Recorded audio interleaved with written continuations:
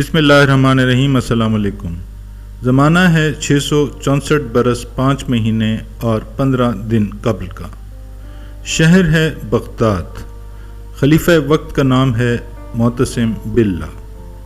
خاندان بنو عباس اس شہر میں 509 سال کی حکومت کر چکے ہیں۔ یہ حکومت ابو عباس الصفا نے 749 عیسوی میں حاصل کی تھی۔ شہر میں سینکڑوں مدرسے، یونیورسٹیاں، سکولز اور کالجز ہیں۔ بحث و مباحث، منطق، علم الکلام، لاجک اور ڈیبیٹ کا دورہ ہے۔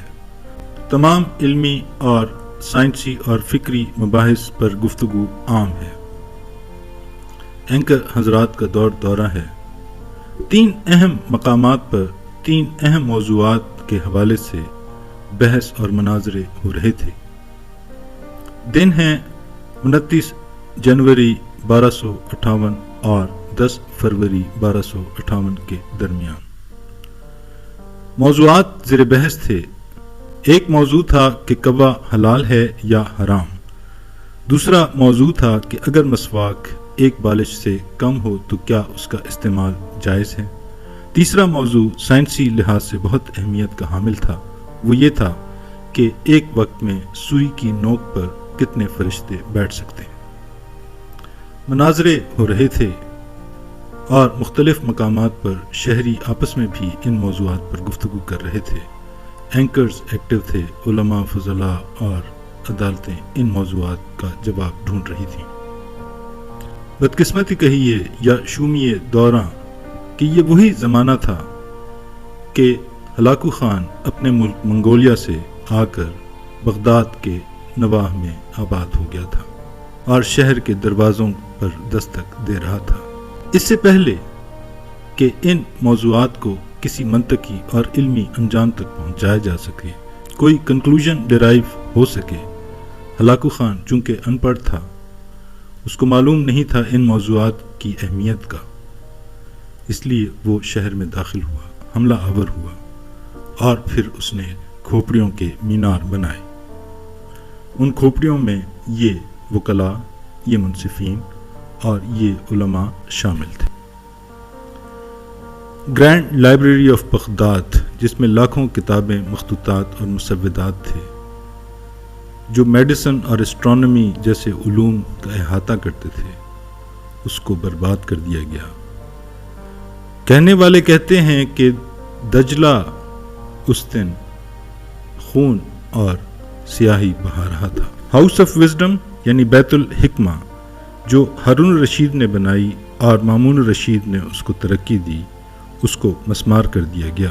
لکھنے والے لکھتے ہیں کچھ شہریوں نے بھاگنے کی کوشش کی لیکن منگول سپاہیوں نے ان کو روک لیا، یا تو انہیں قتل کر دیا یا پھر غلام اور کنیزیں بنا دیا۔ مارٹن سکر کے خیال میں 90,000 لوگ ایک دن میں مارے گئے۔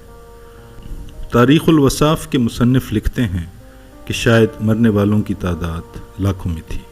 این فریزر نے ریسنٹلی لکھا ہے کہ 2 لاکھ سے لے کر 1 ملین یعنی 10 لاکھ تک کے لوگ مارے گئے۔ منگولوں نے مسجدوں کو نقصان پہنچایا، محلات توڑے، لائبریریاں توڑیں اور ہسپتالوں کو نقصان پہنچایا۔ کیلف کو گرفتار کیا گیا اور اس کو مجبور کیا گیا کہ وہ اپنے شہریوں کو مرتے ہوئے دیکھے اور اپنے خزانے کو لٹتے ہوئے دیکھے۔ ہلاکو خان شہر کے تعفن سے اتنا تنگ ہوا، اتنا بیزار ہوا کہ اس نے شہر کے باہر کیمپ اپنا منتقل کر دیا۔ شیخ سعدی شیرازی جو اس زمانے میں بغداد کے ایک مدرسے کے طالب علم تھے، اس نے لکھا "It would be proper if the heavens rained tears of blood on earth at the destruction of the dominion of Al-Mu'tasim, the commander of the faithful."